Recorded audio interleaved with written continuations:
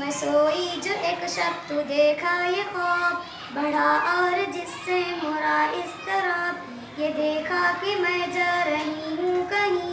अंधेरा है और राह मिलती नहीं लजरता था डर से मेरा बार बार कदम था कि दहशत से उड़ना महाल जब कुछ हौसला पाके आगे बढ़ी तो देखा कि तार एक लड़कों की थी जमरद सी पोशाक पहने हुए दिए सबके हाथों में जलते हुए वो चुपचाप थे आगे पीछे रवा खुदा जाने जाना था इनको कहाँ इसी सोच में थी कि मेरा पसर मुझे इस जमात में आया नजर वो पीछे था और तेज चलता न था दिया इसने हाथों में जलता न था कहा मैंने पहचान कर मेरी जान मुझे छोड़कर आगे तुम कहाँ